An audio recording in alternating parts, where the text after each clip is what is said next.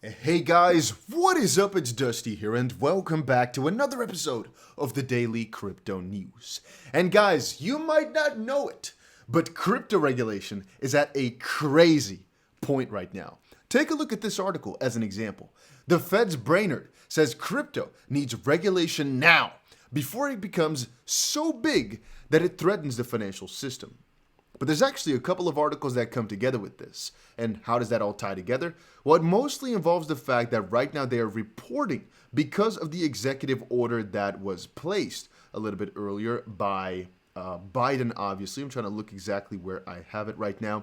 I have a lot of different stories, I guess, that all coincide regarding the massive amount of liquidations that we've had recently and the massive amount of bailouts that we are having right now, which has to do with Three Arrows Capital and whatnot, and their massive strategy of taking over the crypto space while things are at a bottom.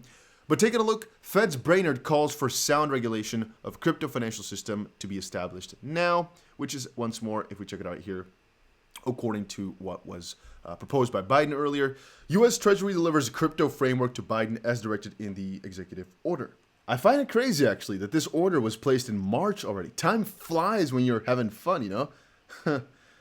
Nah, I guess that's not the case here. I'm not having fun at all. But yeah, a couple days ago, they came out with a new fact sheet. Framework for international engagement on digital assets. And so I guess the proper part about it is they're making steps, you know? They're thinking about it. How can we protect everybody and how can we do things properly? Which, from a certain perspective, is coinciding with the SEC's thoughts on the matter. As obviously the SEC wants to protect people too. They've not been doing a really good job at it though. They're talking a lot about how all these countries should come together. One of the things I read to you guys yesterday was how the US thinks, hey, let's make this a G20 matter, so to speak, right? The United States will work through the G20 to engage with other economies to lead in the reduction of challenges of cross-border payments, where obviously whenever I read this, I was like, hey, they're talking a lot about these payments. And even, let me show you guys in just a second. Binance just had a whole post about it. You can see remittances is the transfer of money to a third party. In this case, the transfer of money between individuals that live in different countries. Read this blog, and Matt was asking like, hey, so why didn't you mention XRP? Because it's its core purpose, kind of. It's like the most known crypto for all this type of stuff.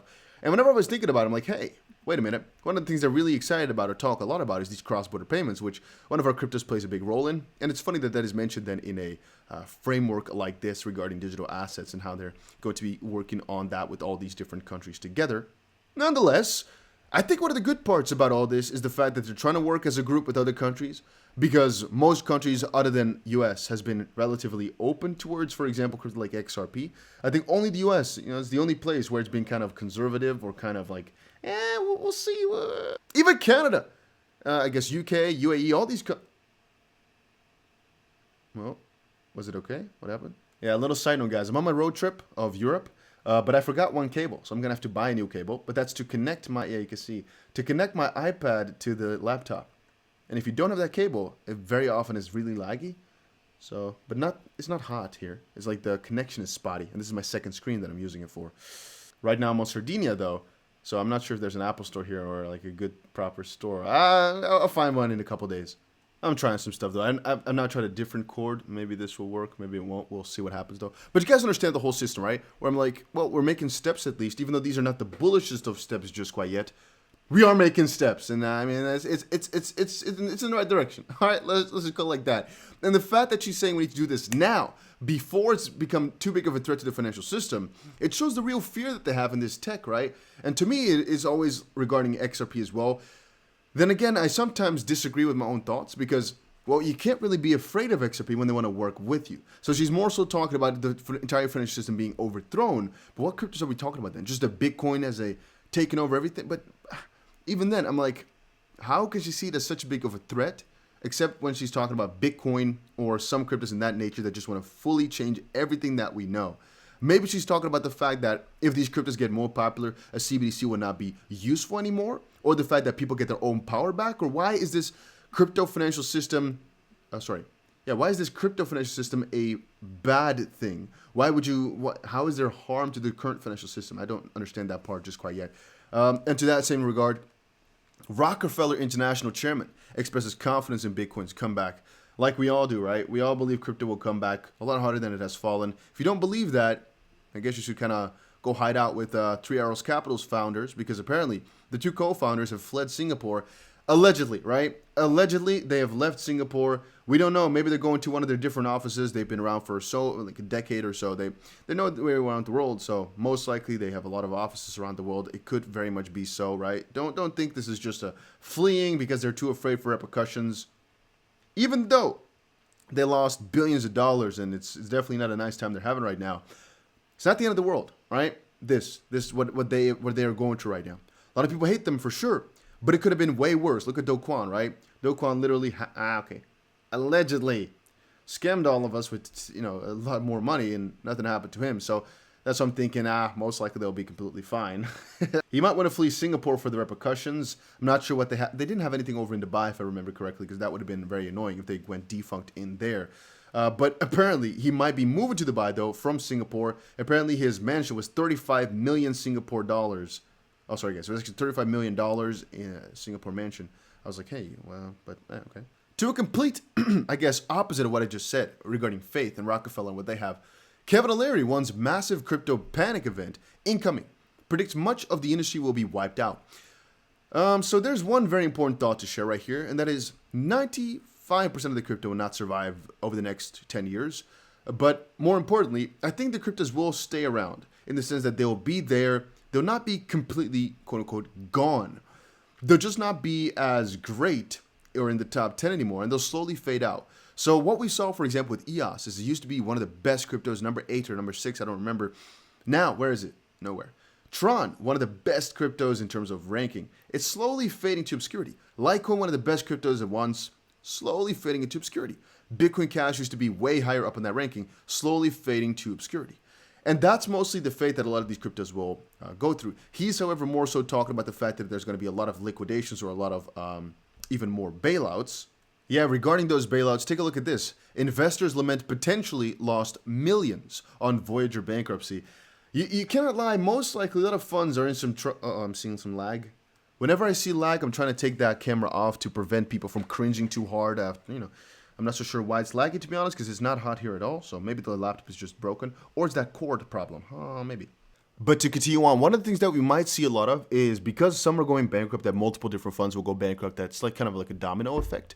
And we're most likely going to see a lot of lawsuits and a lot of takeovers from the likes of FTX, Binance, and Justin Sun and things of that nature, because they have billions of dollars to they basically saved up billions of dollars or have billions of dollars in their ecosystem that they can deploy, which is mostly not to save the crypto industry, but to make a lot of freaking money once the crypto space comes back up. You got to understand, Voyager is pretty juicy in what they have and what they do.